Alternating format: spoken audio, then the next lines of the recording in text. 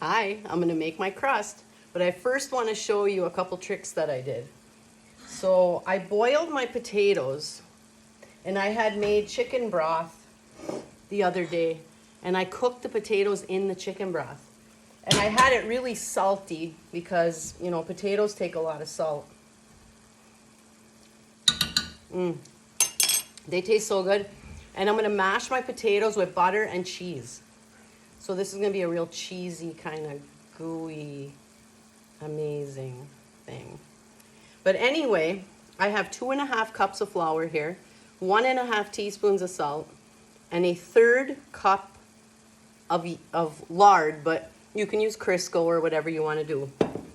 And the recipe, if you have my cookbook, the recipe's in this book. And it calls for a 1/3 cup of Crisco plus 2 tablespoons. But what I'm going to do different here is I'm going to do my 1/3 cup of Suet and then 2 tablespoons more of Suet, because I'm just in the mood for some Suet crust. So you're just going to sprinkle this on there. Now I already have the lard incorporated. You know, you work it with your hands, but don't overwork it. You don't want to overwork it. Now I have a 1/4 cup, so if I just put about that much, that's about 2 tablespoons. So we're going to toss this around. Now I'm going to show you the technique for making crust that will make your life a lot easier if you do not know how to add the water to your crust. So I push everything. And another test you can do also, you take your dough and you squeeze it lightly. See how it holds together?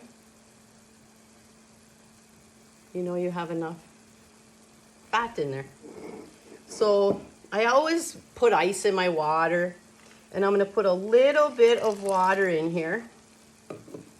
You push your stuff to the side, 2-finger swirl, and don't mind my kitchen.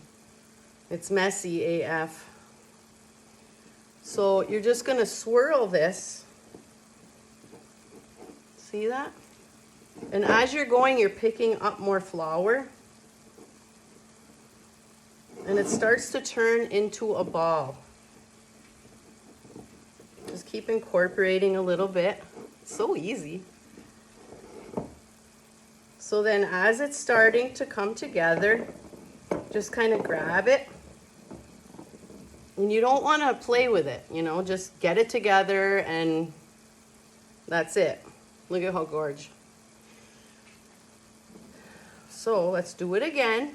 You just keep doing this till your flour's gone. Add a little bit more water. And this should be enough for a 9-inch pie plate. That's what I'm going to make my pie in. I'm going to say you're not using more than a cup of water. Now see how sticky this is? That's not good, right? So you want to just keep getting the rest of this flour in here. See, now this ball, if I go like this, it's just going to fall off my hand. You saw how sticky that was. You don't want it like that. So look at how nice. And then if you have a little bit left in here, just a small drizzle. If you make bad crust, you're either not putting enough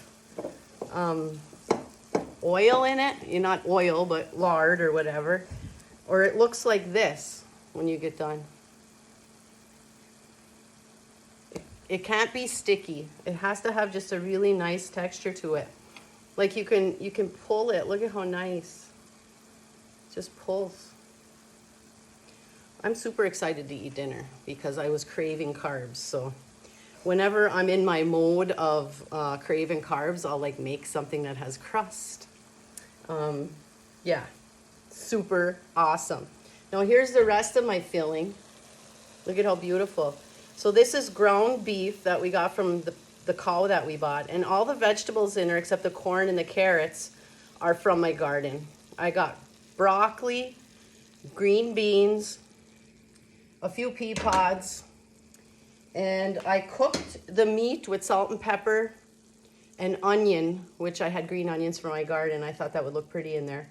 But my next video will be me putting the pie together, and you can see what it looks like. And then the video after that will be me cutting it, and you can see just how gorgeous it is. Okay? Keep smiling.